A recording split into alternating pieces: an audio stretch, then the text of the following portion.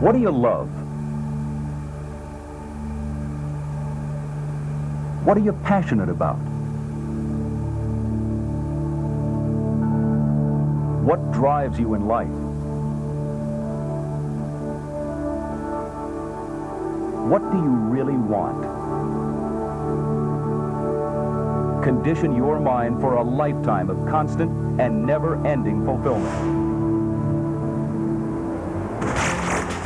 Master motivator Tony Robbins has spent over 20 years coaching people around the world to discover their own incredible answers to the most compelling personal questions of our time. Unleash the Power Within is your personal training session with the most compelling, motivating coach of our time.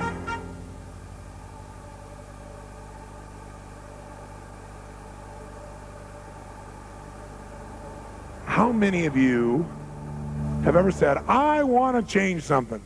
Like, I want to lose weight, I wanted this, I wanted that, and you started to create change only to go back to where you were? How many have done this? Say, I want to show you how to create lasting change, because anybody can change for the moment. The lasting change is what you're really after.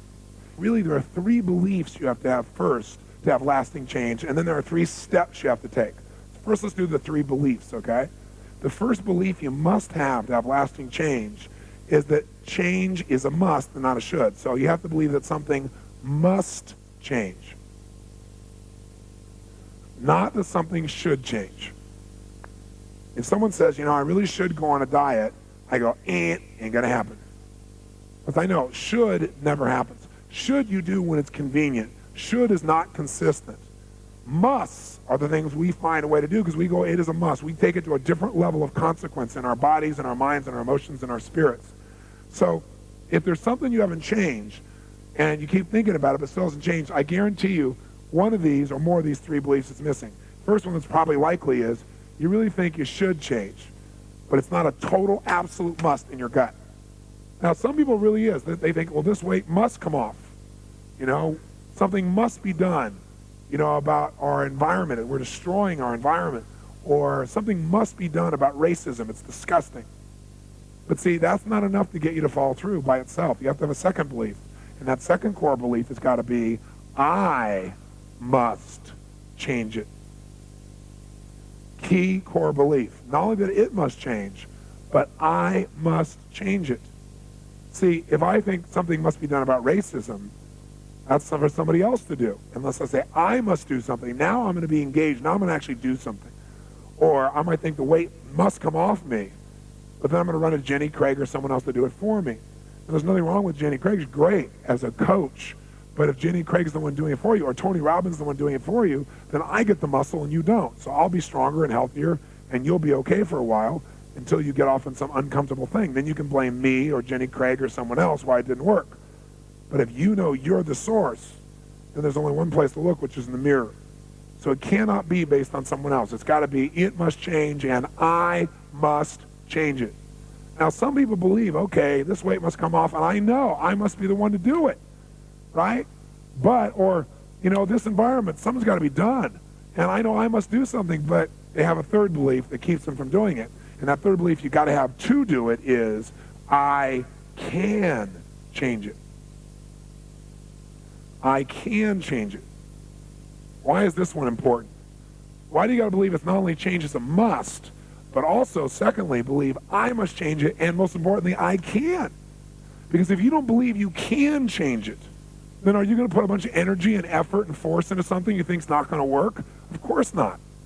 For you to really get the result that you want, you've got to believe you can. So very often people go, yeah, this weight must come off. I know I must do it, but I can't. Why? They'll say, I tried everything, right? I've tried millions of things. I've tried it all. You've not tried it all. You've not tried everything, or you would have got results. But we start telling ourselves these stories, and we start believing those incantations. Now, one of the reasons they believe they can't do it is because they never have before. So I want to give you a core belief to write down that's really, really important. And that is this. The past does not equal the future. The past does not equal the future. The past does not equal the future. See, So often people say, I can't do this. Well, it's because they haven't done it before, or they've never done it, or they think they've tried everything. Well, you haven't tried everything, and if you try to drive in the future using a rear view mirror to guide yourself, I got news for you, you're going to crash. You have to be able to look forward and create what you want, even if you've never been able to do it before. If you just tried it and it didn't work, this moment is new. Something about you is new. You made a new distinction, something you may be unaware of. Maybe the environment's changed. Maybe you just need to change your approach. But you've got to believe that you can, because the only reason to say you can't is you think you've tried everything, which is a lie, or you believe that it just has never worked before. The past does not equal the future unless you live there. If you live in the past, then I guarantee your future will be the same way. Now, these are just beliefs, but beliefs control our actions. You might want to write down another phrase, and that is all beliefs carry with them consequences. All beliefs carry with them consequences. Human behavior is belief-driven. Okay? All beliefs carry with them consequences, and human behavior is belief-driven. What does that mean? It simply means that if somebody does something, they got a reason. Even if it may seem insane to you, even if they may not know what the reason is consciously, they got a reason. It's based on something they believe, that by doing this, it'll give them something they need or want unconsciously, some set of feelings they need. That's why people do what they do. So we need to understand what a belief is. Maybe you should write down a definition of a belief as well, because people make a belief into a thing, and all a belief is a feeling. A belief is a feeling. That's all it is, right? A belief is a feeling of certainty. That's all a belief is. A belief is a feeling of certainty about what something means. A belief is nothing but a feeling of certainty about what something means. Again, jot it down. A belief is nothing but a feeling of certainty about what something means. So when you say, I believe this, you're saying, I'm certain about this. If you say, Tony, I believe I'm an intelligent person, what you're saying is, Tony, I feel what? I feel what? Certain that I'm an intelligent person, okay? That's all a belief is. Now let me give you a metaphor. What's the difference between an idea and a belief? Well, you can have an idea that the world is flat, but not believe it, not feel certain that the world is flat. Or you can have a belief that the world is round and be certain the world is round. Let me give you a metaphor for it. Here's the difference between an idea and a belief. An idea is like a tabletop with no legs. Now, what's the problem with the tabletop with no legs? If you push against it, what's it going to do? Fall down. There's nothing to hold it up. There's nothing to make it solid or certain. What a belief is a tabletop with legs underneath it to support it. So let me give you an example. Let's take an idea like, I'm sexy. Everybody say, I'm sexy. Go ahead. Oh, come on. Say it again like you mean it. Oh, come on. One more time. Okay, great. Raise your hand if what you said just now was not an idea. It wasn't just a phrase. You really believe what you just said, that you're sexy. Raise your hand if you really believe you're sexy. Keep your hands up if you really believe you're sexy. There is no question in your mind. You are flat sexy. That's just how it is. Okay? Okay, good. All right. All right. Now, drop your hand. Raise your hand if you are not sexy. You are not sexy. Okay, where the hell are the rest of you people? Well, maybe I'm sexy, maybe I'm not. Okay? So those who know they're sexy, and no one can convince you otherwise, raise your hand. If you absolutely know you're sexy, no one can convince you otherwise. You flat know you're sexy. That's just how it is. Facts are facts. Okay, baby? All right? All right, let's do an example. How about this lady right here? Yes, ma'am. Give her a microphone. What's your name, my dear? Angela. Angela. Angela, stand up so we can see if we agree with you. No, just kidding. Just kidding, just kidding. Now, Angela, tell me something. You believe, go ahead and stand up, seriously. You believe you're sexy, is that right? Yes. You're certain you're sexy, is that right? Yes. Great. How do you know you're sexy? Do you have a few references? More than a few. More than a few. So what she's telling us is she's got some legs under her table. Legs, anyhow. Right? And those legs are known as references or reference experiences. She's had certain experiences in life that when she's thought about them a long time ago, she used those to back up the belief that says I'm sexy. And now she's certain, it's solid. She may not even remember what those legs are anymore. She just believes she's sexy. But the way she got herself to believe it is she noticed certain things and assembled them as a way to back up that thought. Now she doesn't have to think about the legs, she just knows. So what are some of your references, seriously? How do you know you're sexy? Confidence. Confidence. What gives you confidence? Inner strength. Experience. Experience. So that's what references are. What kind of experience makes you know you're sexy?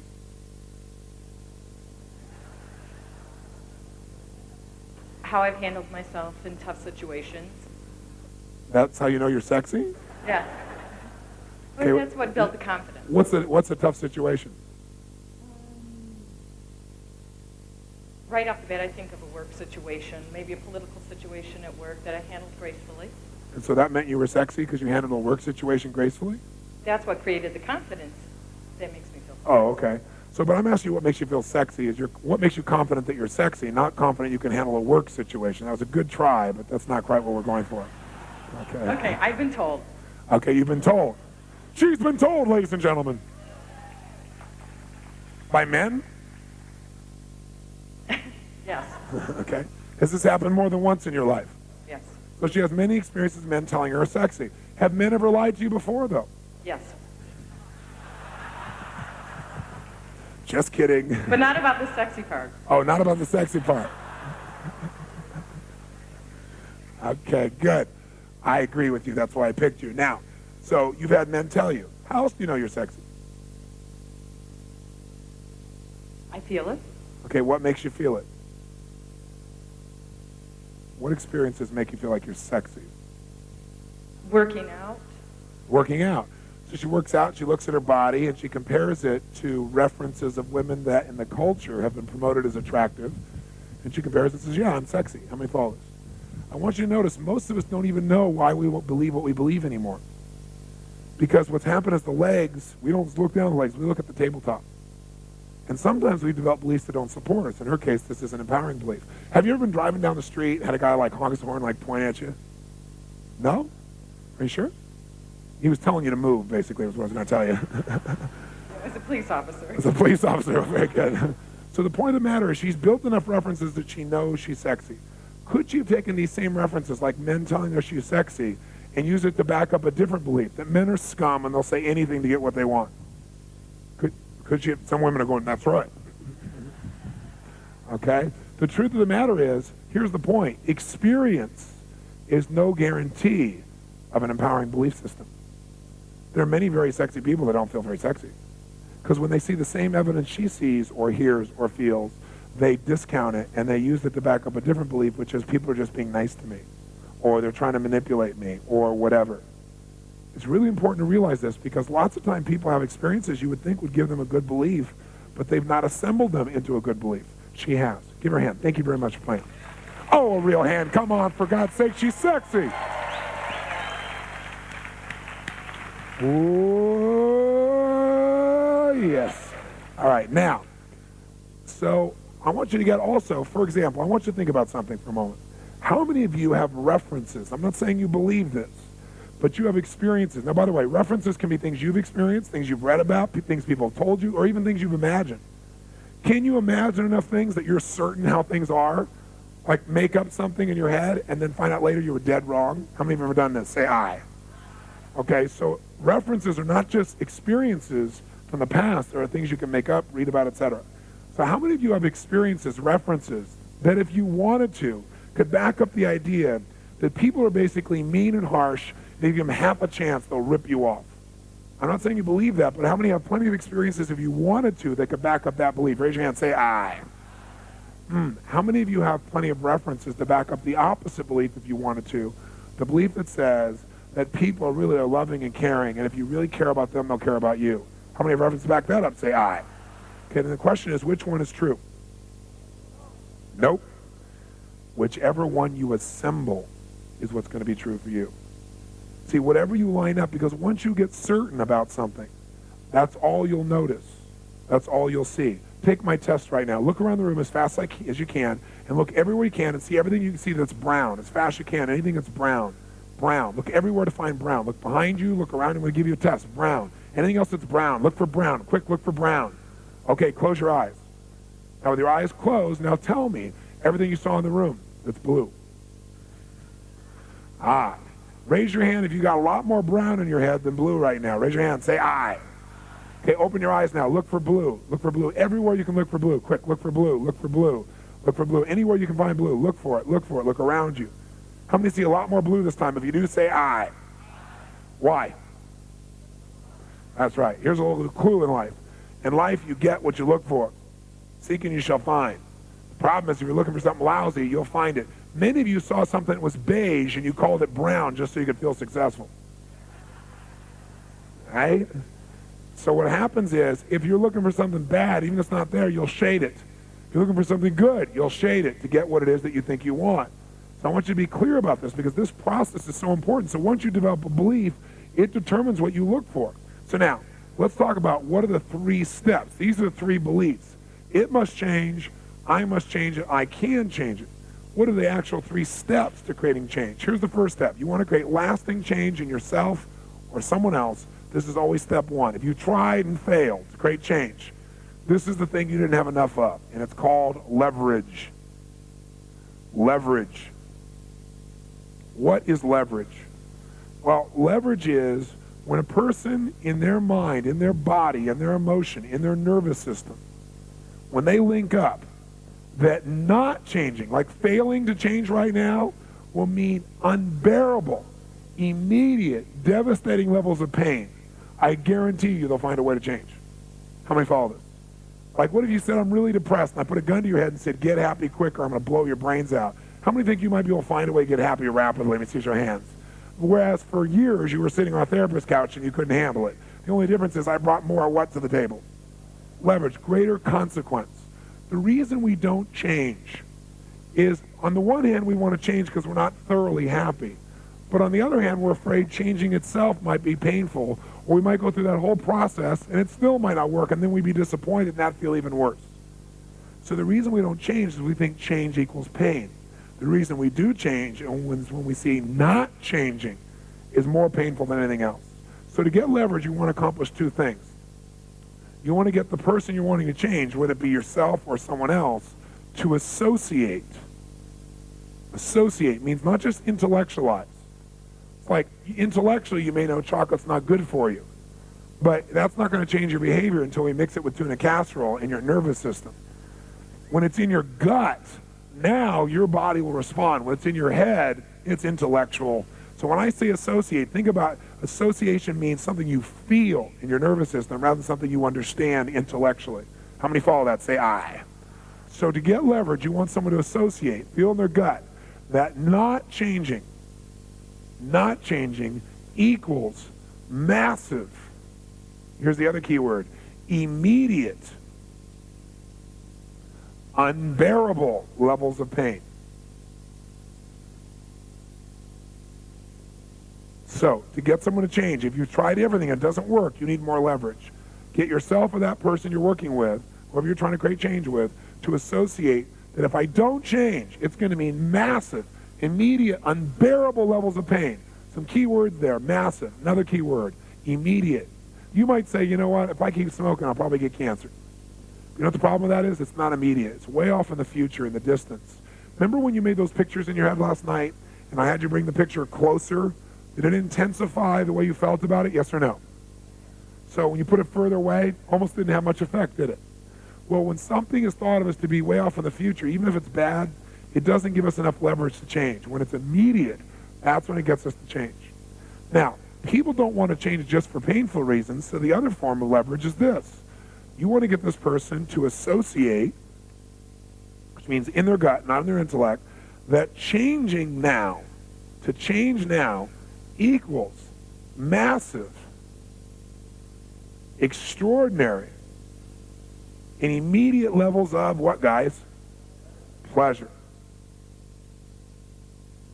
See, when you link up in your brain, changing is pleasurable and not changing is ultimate pain, the person will find the way. Write this in your notes somewhere.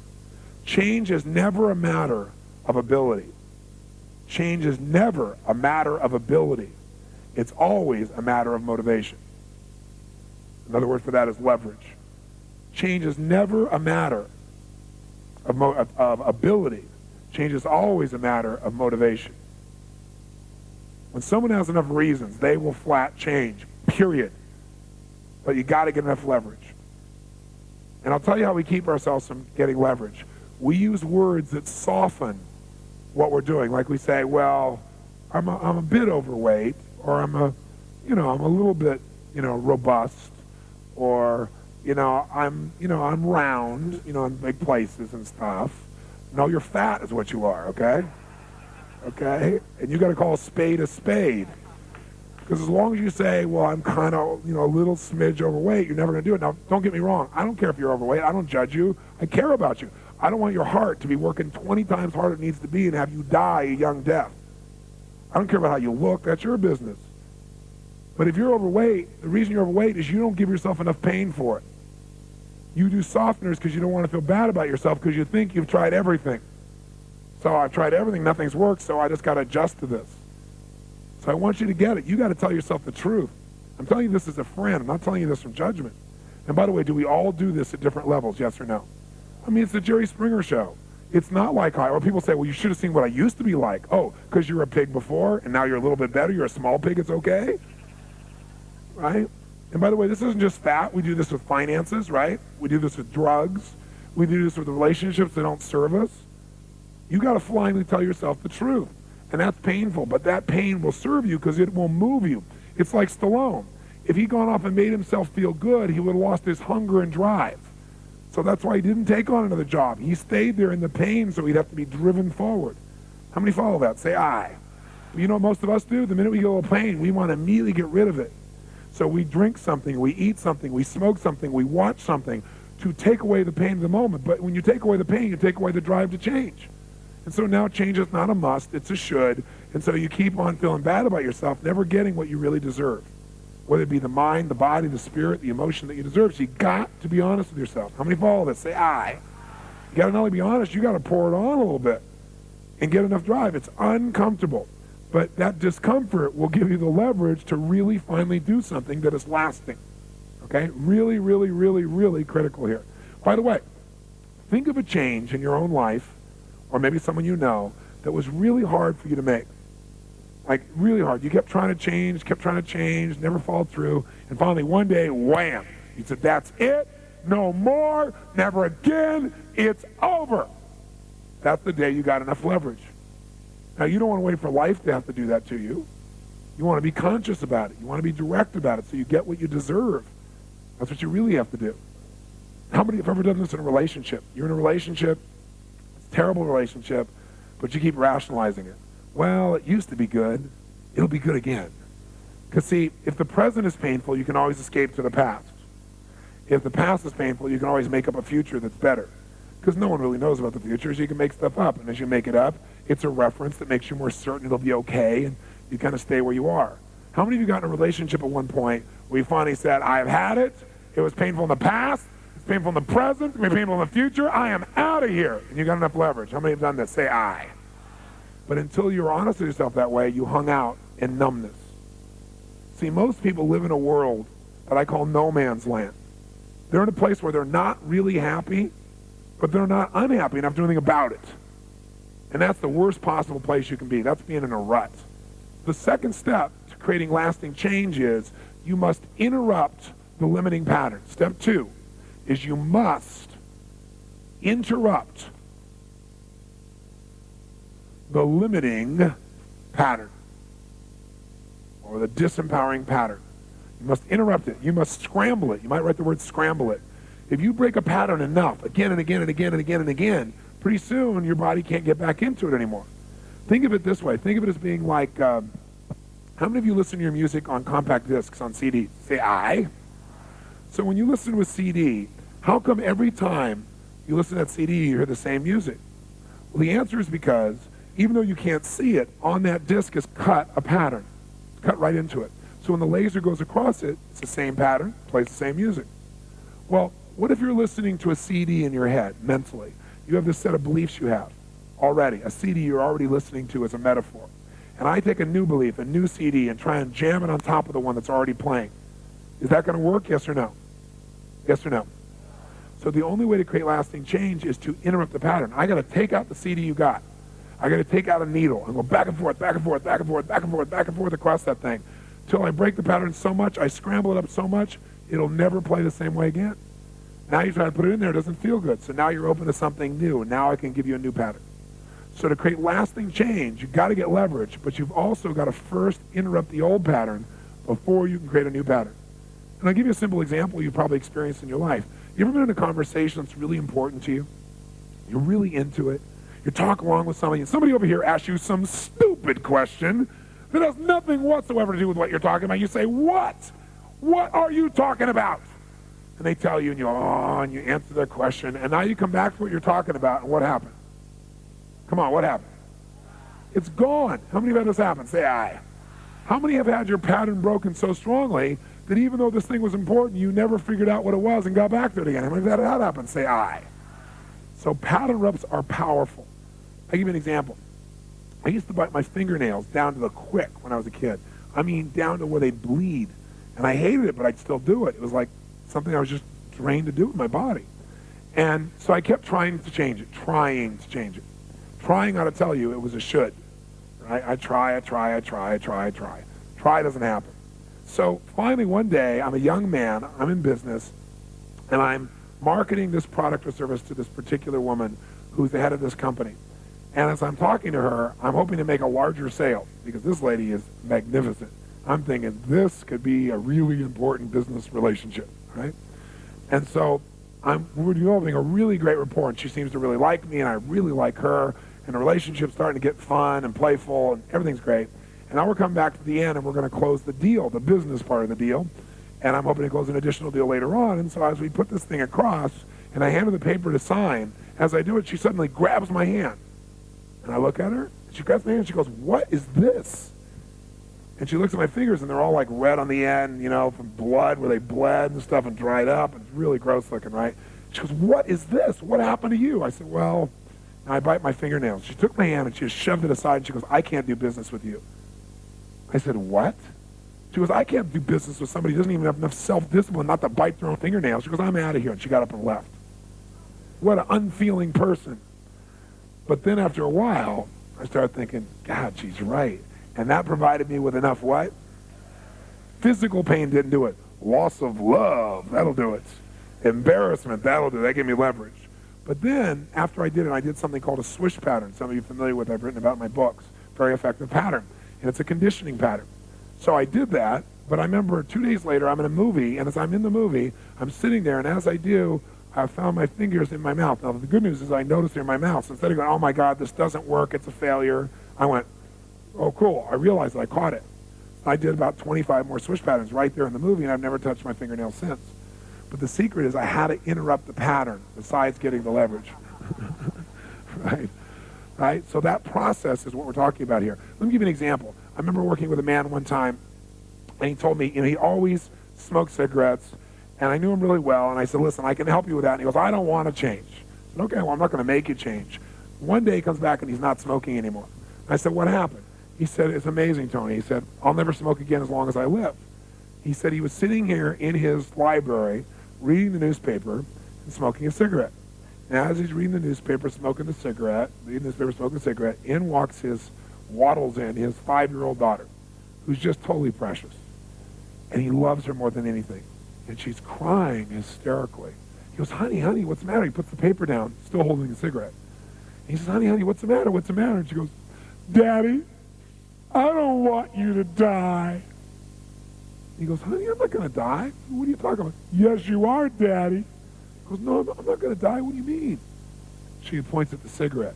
And he looks at the cigarette, and he looks at her, and he says, oh, honey, I'm not going to die. That's nothing to worry about. She goes, yes, you are, Daddy. And I don't want you to, because I wanted you to be there when I got married. She starts crying hysterically. Right? In one fell swoop, 2 steps happen. Massive what? And a massive interruption in his pattern. See, he's willing to go through the physical pain himself, but he's not willing to hurt his daughter. Many of us will do more for others we care about than we'll even do for ourselves. For many, that'll be greater leverage than just you. But if you do something that creates leverage and interrupts the pattern, you got something that's really, really effective. Or I'll give you a different example. One of the first times I ever did a seminar in other languages, now I do, like my university, we have 7 languages translated simultaneously. The first time I went to a foreign country was local. I went up to Canada, and I went up to Montreal, and I was sponsored there by a company in the area. And I didn't know what it was like to talk to a group like that, so I worked really hard, because if you've been to Montreal, you know they're quite sensitive about the French language and against the English language. So I don't know any French, so I worked hard the night before and memorized a paragraph in French to introduce myself in. They all got headsets on, about 2/3 of the audience. And then I get up and I start speaking in French, which blew them away for about, 3 or 4 minutes. Then I said, that's all the French I know. Went on. So we had a great time. A couple thousand people, great seminar. People loved it. It was really wonderful, great success. And I learned things like when you tell a joke in a foreign language, what happens when you tell it in English, maybe a third of your audience starts to laugh. The rest of the people are quiet, just staring at you. And then now you're on to something serious, and the other third of the room, 2/3 of the room starts laughing. It's kind of an interesting experience. So at the end of this event, I felt like it was a great success. And one of the people who was part of the company that sponsored me there comes up to me and says it was phenomenal, on, give me all these great compliments. So I thought, okay, they're sincere compliments. It's a great event. And then the person looks at me and says, Mr. Robbins, I'm wondering if you'd be willing to have dinner with us tonight. And the way they did, have you ever had somebody do something where you go, something's up? How many have had that experience, right? You just know, right? It isn't about dinner, obviously. But I thought, what the heck, why not? I want to find out what it is. So I said, sure. They said, okay, be there at X time. They're acting so weird. So that night I get to the restaurant, and there's a private room where this company has taken over the room, and they sit me down in this like horseshoe set of tables, and at the very head is the chairman of the board, who's a very, very famous man in Montreal and very, very wealthy man. And next to him is his wife, and they put me on the other side of him, and then all the rest of the members of the company. He owns many companies, including the company that sponsored me. And so the conversation, dinner's not yet served. They're just, bringing drinks out and so forth. Things are going fine. People are being very warm and very nice. And then all of a sudden, this guy, the chairman of the board, turns across the table to this other man across the table and starts screaming at him 4-letter words and yelling at him and just dressing him down in front of everybody. And I couldn't even believe it. And so finally, I inside of me, I thought, man, this is really, really uncool. I really want to make a change in this man's physiology because it was really abusive. But I thought, it's not your company, it's not your place, it's not why you're here. I mean, they got to deal with their own situation here. And basically, he used the leverage of his money to be abusive to other people. It became very obvious. It really annoyed me. So I kind of blew it off. We continued to have dinner. And then not 10 minutes later, he turns to his wife in front of everybody, starts screaming at her every kind of 4-letter word you can imagine in front of everybody. I couldn't even believe it. Now, my pot is boiling, right? And I'm thinking, this guy needs a major change in physiology, right? And so I'm thinking how I want to do this. And then all of a sudden, he calms down finally, and the whole room is just silent. You know what I mean? After one of those things, everybody's looks like beaten down dogs, being quiet to see what's going to happen. And there's one voice in the back, way towards the back part of the table, probably the furthest part of the table is why he probably said it. One of the other executives said that this man's name, the chairman, was Jean. He says, Jean, how are you doing on that anger stuff with your therapist? Right? And Jean goes, well, we've been working on it for years, as you know, and I think we've made some progress, but I'm just that kind of person. And you could see that he had pride in the fact that he could be abusive, because it gave him a sense that he was powerful, that he was significant. And so this person said, well, Jean, and the person who said this is the person who invited me to dinner. You start to get the picture? He says, well, Jean, Mr. Robbins is considered to be the best therapist in all of America. He's able to create change in lightning-like speed. Aren't you, Mr. Robbins? All of a sudden, I understood why I was invited to dinner. So he said, oh, no, Mr. Robbins, I would never take up your time at this wonderful dinner. It would be so unfair to you and everything else. He said, but Mr. Robbins, what would you do? And I said, well, you're right, sir. I said, you're not my patient, so, I couldn't work with you. I said, but if you were, I said, what I do is actually train your nervous system to change so it really would.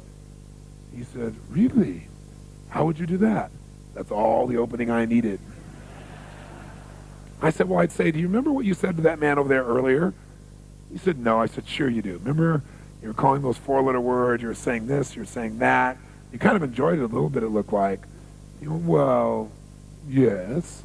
And I reached out and I went, wham! I hit him as hard as I could in the shoulder. He went, what are you doing? What are you doing? I said, I'm showing you what I would do if you were my patient, but you're not my patient, so I would never do that, right? He's like, and the people at the table are like, right? And I'm looking and smiling. And as I do this, he doesn't know how to process it because I'm not looking mean. I'm just going, that's what I do if you're my patient, but you're not, so I'd never do that. He's like, do you ever see people when they're totally confused and they like search every quadrant of their brain? Right? So now what have I done? Massively interrupted his pattern and gotten major what? Leverage. See, you can talk to your blue in the face. That's not going to change this guy. He said, wow, that was painful. I said, that's the idea. So if I was your therapist, that's the kind of thing I do, and I do it enough that you would never do it again, ever. Right? And he's like, oh, God, that would be, yeah, I can see that might work. I said, oh, no, it will work. As a matter of fact, remember what you said to your wife? He went, no. And I went, wham, him twice. I was like, stop that, stop that. So I said, stop what? He said, what do you mean, what? That's what you just did. I said, oh, I'm just showing you what I would do if you're my patient, but you're not my patient, so I would never do that. And the people at the table were like, some are going, hit him again, hit him again. True story, no exaggeration. So you didn't really hit him. I really did. If any of you know some of my therapy examples, you know I will do whatever it takes. My job is, you asked for it, you got it. All right, you're going to get it. So this guy now, he's like shaking from this thing. He goes, wow, I can really see how that would work. I said, is there anybody else you've been abusive to recently? He was like, no. So now, what have I done? I got leverage and I've interrupted both of those things. So the last step number 3 is this. Hi. Step number 3 is this. Once you got the leverage, once you interrupt the pattern, third step is you must create an empowering alternative. You must create an empowering alternative. In other words, an alternative pattern. You can't just stop smoking. You got to start doing something else. And what most people do is they stop smoking and start eating. So that's why you got to find an empowering alternative. So create an empowering alternative. I can't just say stop yelling at people, because his yelling at people gives him a sense of certainty that they'll listen to him and that they'll change. How many follow that? So if we just say don't do that, then we've not met the need that he used to get.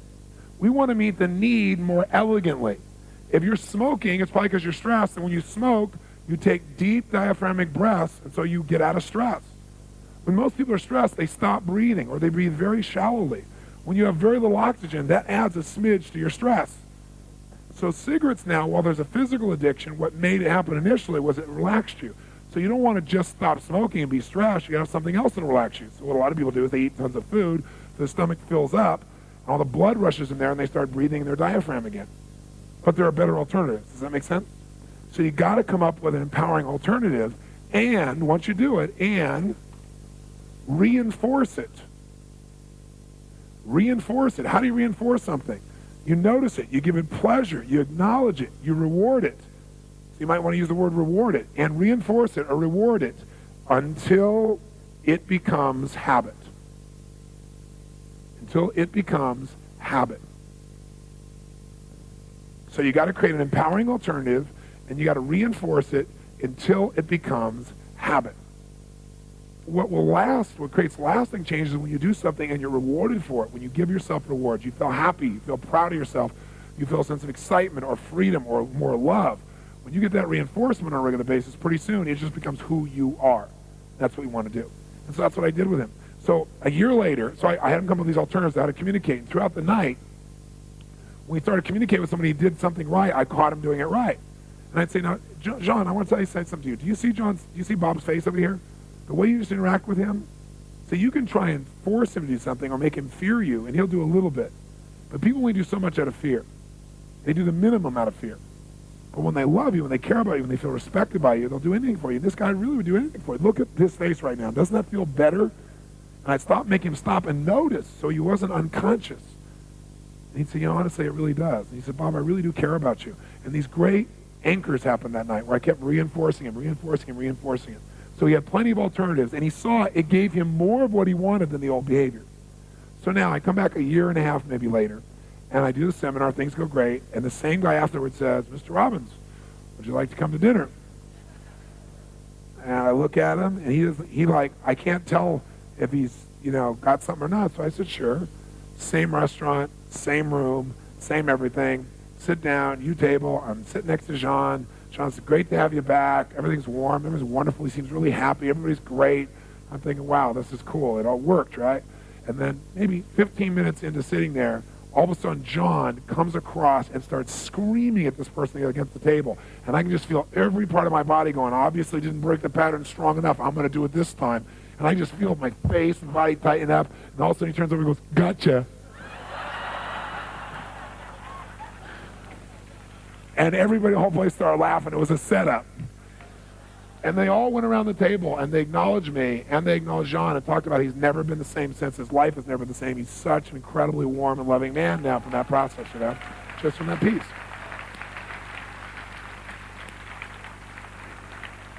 Now, whether you're trying to change someone from being mean to nice, or whether you're trying to get rid of addiction, it's the same steps. So, for example, when I first built my career, I'd get on radio and television in Canada, and I launched my career saying, I don't care what your problem is, I'll handle it. So I got all kinds of things. But one of my first therapies ever was a smoking therapy. Now, bear in mind, I'm staying at the Westin Hotel in a place called Vancouver, British Columbia, Canada. Anybody been there? It's a magnificent place. You've not been there. It's as pretty as any city in the world, I think. And so I'm there, and I'm staying in this hotel, and it's beautiful, and it's wonderful. And I'm waiting in my room for my first real major therapy. And it's a smoking therapy. And I look at my watch, and the guy doesn't show up. And I look, he doesn't show up, look, doesn't show up. So then I think, well, no one knew my face in those days or even knew my name. So maybe he forgot my name and he's at the hotel. So I figure I'll go downstairs to see if he's in the lobby. So as I go out to exit my door, my room, right outside the door is this guy sitting there puffing like crazy.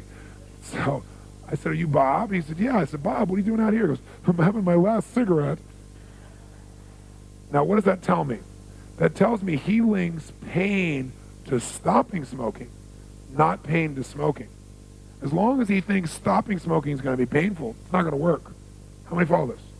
We have to change that, what we call neuroassociation. It's a big word. It means what he associates in his nervous system, in his gut, right? Not what he has in his head. In his head, he knows better. But in his gut, his neuroassociations are rigged that stopping smoking is painful. That's why he's never done it before. So he wants me to do this painful thing to him. That won't work. So I think in a moment's notice, I come up with an idea. And I said, come with me. And we don't go to my room. We start walking down the hall. He goes, where are we going? I said, downstairs. He goes, I want to do this in private. I said, we will. Follow me. We get on the elevator, go downstairs. And I haven't been there in about 2 or 3 years. But even 2 or 3 years ago, in this day and age where very few people seem to smoke in public, at the Westin Hotel, they still have a tobacco shop there. And so we go down to this tobacco shop, and as you go in, the smells are everywhere, right? So when people smell the smells, they go into state, right? So this guy's in state, right? He's got his cigarettes back. He's one happy camper. So I said, what brand do you smoke? So he tells me. I said, great. Give me 12 cartons. And the guy looks at me and goes, 12 cartons? I said, yeah, 12 cartons. The guy goes, looks at him, 12 cartons? I said, yeah, pay the man. He's like, pay the man. So he pays him. So now I said, pick him up. So he's got 6 cartons here, 6 cartons here. We're walking down the hall. I'll never forget his face. We get on the elevator. The door closes. He's holding all these cartons of cigarettes. He looks at me and says, you're not going to make me smoke these, are you? I said, now we're making progress. Now he's linking pain to smoking already. How many follow this? Say aye. So we go sit in the room, and a lot of times when you're trying to help someone make a change, the problem is you're changing a part of them that doesn't need to change, like the part of them that's really great. You need to get them in their smoking state and change that part of them. So I said, go ahead and open all the cartons, pull out all the cigarettes, and unwrap every one and pull one cigarette so it's accessible so you can just grab it real easily. And while you're doing that, tell me why you started smoking. And so he goes, okay. He starts undoing the cartons. As he does, he kind of gets in state. He smells the cigarettes and starts undoing it, and he goes into state, right? And he starts telling me, well, when I started out, I really didn't want to smoke, but all my friends did, and it was like the cool thing to do. And going into state, right? And so I said, okay, well, light went up. He looked at me and he went, what do you mean light went up? I came here to stop. I said, I know, but you really want one, so light went up. He went, well, no, I don't want one. I want to stop. I said, light went up. Light went up right now. And I started acting crazy. Right now, you understand me? He's like, now he's smoking like this. And he's freaked out. Now imagine, these are the feelings. Tuna casserole mixing with smoking. You get the idea? I go, oh, I don't like this. I don't like this. I said, that feel cool? No, it doesn't feel cool. No. I said, no, it doesn't feel good. I don't like. What don't you like? I don't like this. What don't you like? I don't want to smoke. As soon as he said that, I like transformed. Because I acted like I was crazy. He's freaking out when he's walked in a room with this insane man, right? So as soon as he says, I don't want to do this, I'd say, you don't want to smoke? I'd act really calm again. And he'd go, no. I said, well, then do whatever you want to do. He goes, well, I want to put it out. I said, well, do whatever you want to do. I said, really? I said, sure. He goes and starts to put it out. I said, light up 2 more. He said, no, I really don't want to. Light up 2 more right now! Now! No, you light them up now! Oh, gee. He's freaking out of his mind. I'd be screaming, is that cool? Does that feel cool? No, no. Finally, eventually, he'd go like, I don't like this, I don't like it. You don't like what? I don't want to smoke. What's that? I don't want to smoke. I said, oh. Well, then, do whatever you want to do. He's like, well, I want to put them out. I said, go ahead. Really? Sure. Puts them out. You can just see he's afraid, right? Puts them out. I said, light up 6 more. He's like, I light up 6 more now. And I go 10 times crazy. And he's put it between his fingers. Come on, suck on every one of them. Suck on them. How's that feel? Finally, we get to the point, I'd say, light up 5 more. And I had a whole ashtray filled with half-smoked cigarettes, put it on his nose. He's breathing, it's smoke in his face, hating it, right? How's that feel? I hate it. Right? I'd say, light up another one. He said, no. I said, you light up another one right now. No, you can't make me smoke.